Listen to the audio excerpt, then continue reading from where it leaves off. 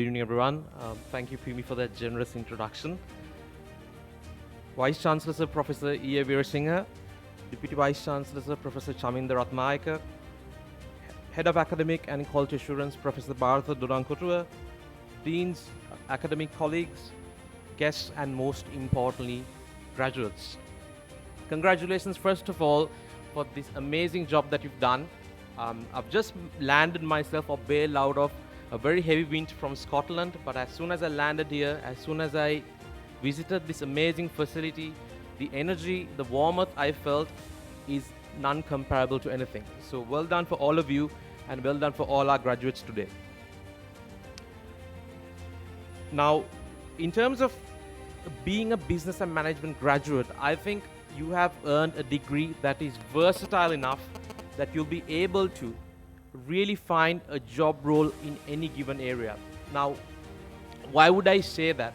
First of all, as a business management graduate myself, one of the things that I always wanted, or in fact that I didn't want or I didn't know, was that where would I land myself in? So the beauty of business and management and specializing in HR or whether it's logistics is that you are able to find your purpose, find which area you want to drive into in a later stage of life if you're still unsure where you want to carry yourself in. And it also gives you a role, it also gives you room to experience things that are immediately outside academia. And I think that's one of the unique qualities NSBM Green University provides you. And I think we should give a round of applause to these amazing staff who have been able to provide you with this courage and guidance to build not just a graduate for the future, but also a holistic graduate who's able to demonstrate some of these essential skills that we require for the future. Now, as we all know, we are going through rough patches, both locally and internationally. According to the IMF 2024, the world economic growth has slowed down from 3.5% to 3%. And especially I want to give focus to the more advanced economies which have also experienced a very similar slowdown in the growth. Especially countries like the UK and Canada has seen a tremendous slowback or drawback in terms of the growth potential in the countries. Now, one of the most important things that we need to recognize is that although Sri Lanka is just recovering ourselves from the pandemic as well as an economic crisis, this is not just an isolated event. As a researcher in resilience and crisis management, one of the things that we see is that you face a crisis for the very first time, you might be lucky because by the time you get over it, by the time you recover, the other countries you'll face it, but you've already recovered and moved forward in things. Now, the topic in terms of discussion today, what I want to bring your attention towards is how do we build a future? There's a lot of talk when it comes to Sri Lanka. There's a lot of talk in terms of how do we build a better economy or a more resilient country going forward. Now, as we all know, the world is becoming smaller with globalization. There's tremendous amount of technology that is being integrated into our daily lives. However, if you really look at the context, about 1/3 of the global population, even in 2023, so just to put into context, that's 2.6 billion people in the world, are still remaining offline. Now, what does that mean? That doesn't mean that we are still behind, but that also gives us tremendous opportunity to find ways in which we can integrate and connect our worlds closer. So as future graduates, what I want you to really think about, and as youngsters, I would like to call myself also still young in terms of the game, is that we need to really capitalize on this digitalized world and also take into account the technological changes that are happening. Something that's very interesting right now is also the fact that we are moving away from a student-centered, or in fact a teacher-centered learning environment to a student-centered learning environment, and also into an industry-centric learning environment. Now, if the industry today is requiring technology to be integrated into our learnings, as students, this is something that we really need to take into account.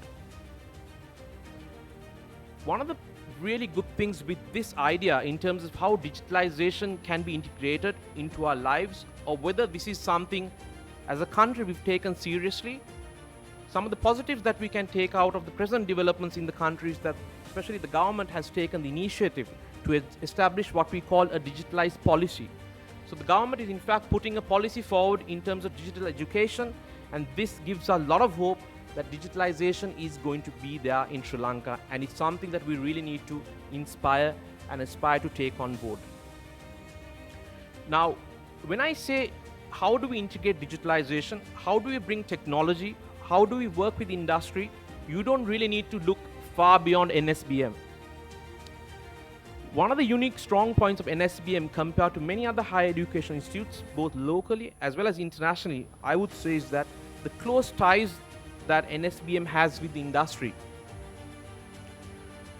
As a graduate, you are exposed to the industry even before you graduate. I mean, there is a plethora of activities that you can do while you're at NSBM. The career fairs, the campus to corporate initiatives, and the very recently concluded the Business Dialogue Fellowship.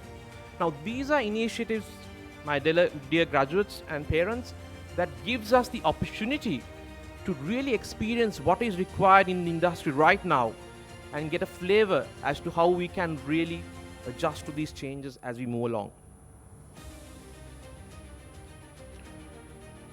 So in terms of how we really embrace this change, you might also experience the learning mechanisms our energetic staff brings to you in your classrooms. There are concepts that we call such as gamification, just to break that down, where we bring fun and entertainment, gaming activities into classroom activities, where there is a reward mechanism where students can be engaged in certain activities that are going beyond the traditional learning environments. Now, gamification is a concept that we really can see even in the present context, such as reward points, sort of customer loyalty point-based systems, which really encourage people for repeat purchases and engage in certain activities. Now, as students, as entrepreneurs of the future, especially as business management graduates, I think these are opportunities that we can start to think about, especially from the exposure and from the trainings that you've gained through NSBM. Personally, again, I have really experienced the change. I was lucky enough to be part of this staff as well as see how students really engage in certain activities. I was again a keen student back in school as well as somebody who did my higher studies in one go. But one of the things I've benefited is that I come from a bit of an entrepreneurial family. So I always have these educated conversations with my dad where he brings in a lot of his street smartness, and I try to always come up with an argument with a theory base. But I think end of the day, it all ends well because we are able to sort of support each other in certain ways. So I think that's something that we can all really understand and try to do as we go along.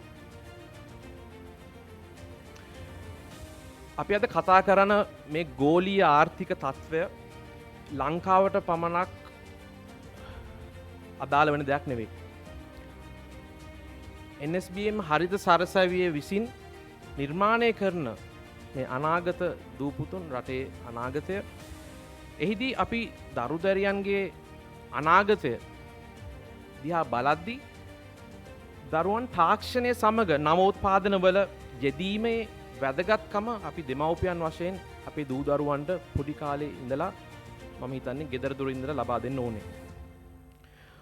ඔබ අහලා තිබෙන ඇති Uber taxi සේවාව. එය ලෝකයේ තියෙන විශාලම taxi සේවාව.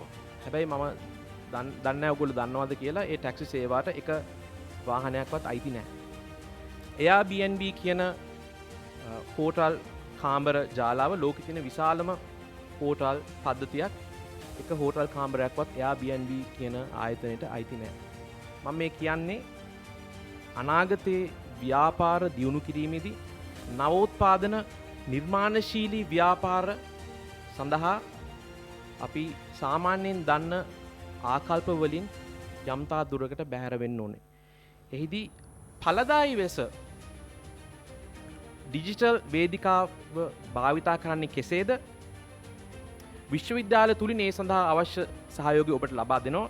හැබැයි ගෙදර දොරේ පවා අපි දූ දරුවන්ගේ නිර්මාණශීලී හැකියාවන් සඳහා විවසායකත්වය සඳහා ජංගම දුරකථන භාවිතය පොඩි කාලේ සිට මම දන්නා දෙමව්පියන් හැමතිස්සෙම කියන දෙයක් තමයි මටත් පොඩි කාලේ කියලා දෙනවා වැඩ කරද්දි ෆෝන් එක වැඩි පාවිච්චි කරන්න එපා විභාග සඳහා කටයුතු කරන්න ඒ ඔක්කොම ඒ කතාව හරි. හැබැයි දැන් අපි කතා කරන මේ නව නූතන තාක්ෂණයේ සමග බැඳුණු ආර්ථිකයේ සමග එහි විශාල වාසි රටක් වශයෙන් හා ඔය දූපුතුන්ට ලබා ගන්න පුළුවන්. ඒ නිසා අපි යම්තා දුරකට මේ අපි දන්නා ඒ ප්‍රායෝගික අධ්‍යාපනයේ සමග තාක්ෂණය හා බැඳුණු අධ්‍යාපනයක යෙදීමේ වටිනාකම මම මේ අවස්ථාවේදී මතක් කර දෙන්න ඕනේ. ඒ අපේ රටේ අනාගතය සඳහා ඉතා වැදගත් වෙනවා. Therefore, the key message for all of you here today that I want to tell you is that we need to build manpower.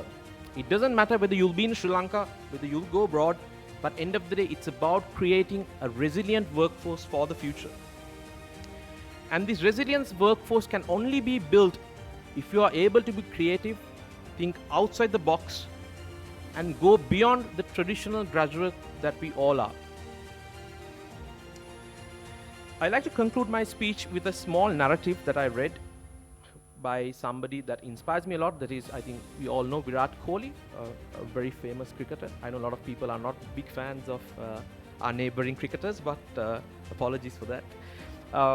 I mean, he scored his 50th century ODI century recently, which is a remarkable feat. But one of the things that he said really stuck out for me. It doesn't matter whether it's my first century or whether it's my 50th century. It's always about the hard work and the work ethic that you put in to every single game and every single century. And always, when you hit these milestones, you will reach a peak. You'll stand on your own feet. You will feel alone sometimes in this summit. But remember, you are being recognized. People look up to you. And always put this hard work and inspire people. And more importantly, stay humble and stay grounded. Thank you everyone, and have a pleasant evening.